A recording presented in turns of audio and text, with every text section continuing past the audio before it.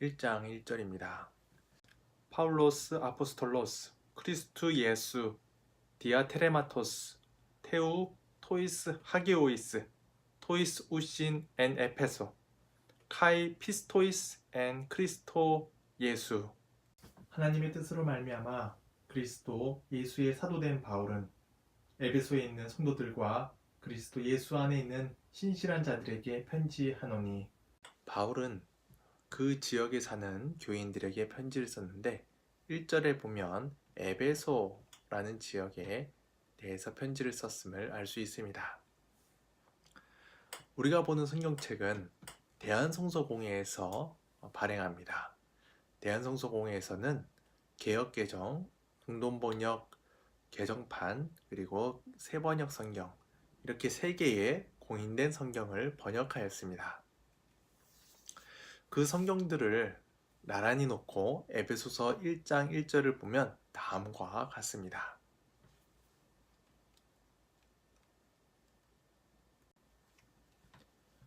뭔가 특이한 것이 보이시는지요? 새번역과 공동번역을 보면 개역개정에는 없는 괄호가 있음을 알 수 있습니다. 대한성서에서 펴낸 개역개정과 새번역, 대조성경에 일러두기를 보면 괄호에 대한 의미가 나와 있습니다. 성경에는 원본이 없습니다. 성경의 원본이 소실되었다는 사실은 로마 제국이 기독교를 국교로 공인할 때부터 이미 인정이 되었던 사실입니다. 그래서 우리에게는 원본은 없고 사본만 존재합니다. 근데 그 사본이 한두 개가 아니라 꽤 많이 존재합니다. 2008년 4월까지만 해도 5,760개의 그리스어 신약 성경 사본이 공식적으로 등록이 되었습니다. 이 사본들이 다 동일하면 좋겠지만 조금씩 차이가 있습니다. 그래서 많은 사본들 중 원본에 가까운 본문을 찾고자 우리는 사본을 비교할 수밖에 없었습니다. 이렇게 사본들에 대해서 같이 놓고 비교한다 그래서 본문 비평이라고 우리는 부릅니다.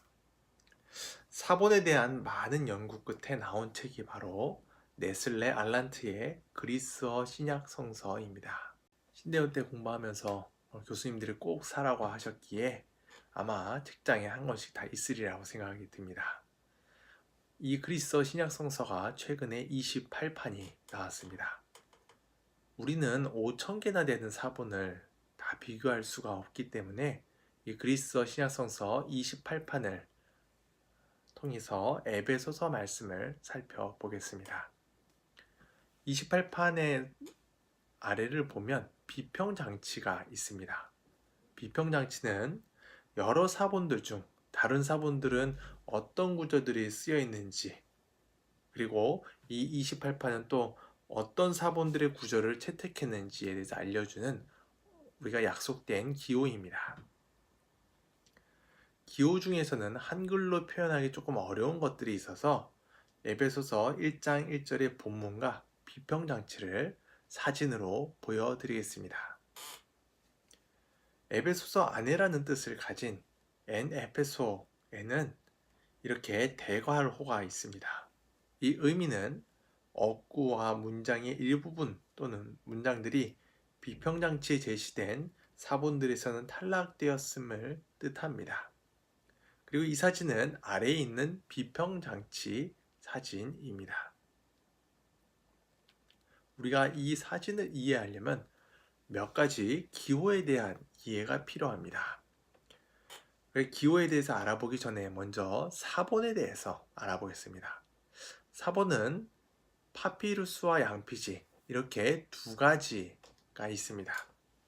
파피루스 사본의 경우 알파벳 대문자 P를 쓰고 그 위에 오른쪽 위에 작은 숫자를 표기하였습니다.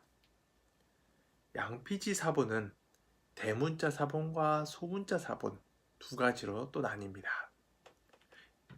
파피루스 사본이 하나 있고 양피지가 있는데 양피지는 대문자, 소문자로 나뉘는 것입니다. 소문자가 9세기 이후에 나왔기 때문에 보통 대부분의 대문자 사본이 더 오래가 되었고, 그렇기 때문에 더 중요한 의미를 갖습니다. 이 대문자 사본들 중에서도 특히 중요한 것들이 있는데, 가장 오래된 대문자 사본인 5개의 사본들이 있습니다. 시내산 사본, 알렉산드리아 사본, 바티칸 사본, 에브라인 사본, 베자 사본이 바로 그것들입니다. 즉, 오늘 우리 에베소서 1장 1절에 비평장치의 기호를 해석해 보면 파피루스 46번은 에페소가 없는데 반해 시내산 사본은 있다는 뜻입니다. 그중 이 그리스어 신약성서 28판은 시내산 사본에 있는 본문을 가지고 사용했다는 뜻입니다. 대한성서공회에서는 개역개정을 번역할 때에는 에베소라는 단어가 원래 있었던 것으로 간주했고, 새번역이나 공동번역을 번역할 때는 사본들마다 다르기 때문에 확정을 짓지 않고 그 단어가 없는 사본도 있다 라는 것을 표현하기 위해 대괄호를 사용했습니다. 에페소의 단어에 대해 학자들은 궁금함을 갖고 연구를 했습니다. 어떤 사본에는 단어가 없고 어떤 사본에는 단어가 있다면 우리는 그 이유에 대해 여러 가지 가능성을 생각해 볼 수 있습니다. 가장 단순한 가능성은 원래부터 에베소라는 단어가 없었다고 보는 주장입니다. 단어가 없다는 전제하에 학자들은 여러 가설을 세웠습니다. 에베소라는 단어가 없다는 것은 수신자가 정해지지 않았다는 것을 의미하기 때문에 에베소서는 아마도 다른 교회들과 함께 볼 수 있도록 쓰여진 회람서신이었다 라는 주장도 있습니다. 물론 사본에는 정말 지명이 안 쓰여진 것도 있기 때문에 그럴 가능성도 있습니다. 또 다른 주장은 그때그때마다 채워놓을 수 있는 여백이 있었다고 주장하기도 합니다. 이것도 가능성은 있지만 에베소서 사본 중에 여백을 남겨놓은 전례가 없어서 이런 가능성은 희박합니다. 기독교 초기 이단인 마르시오는 이 에베소서가 골로새서와의 연관성을 생각해서 에베소서의 수신자가 원래부터 라오디게아 교회였다라고 생각했습니다. 골로새서 4장 16절을 보면 이 편지를 라오디게아인에게도 교회에도 함께 읽게 하라는 말씀이 있기 때문에 이것과 연결해서 생각했습니다. 하지만 마르시온의 주장도 지금까지 발견된 사본 중에서는 에베소서 외에 다른 지명에 쓰인 것이 없기 때문에 이럴 가능성도 희박합니다. 에페소가 원래부터 있었다는 주장도 있습니다.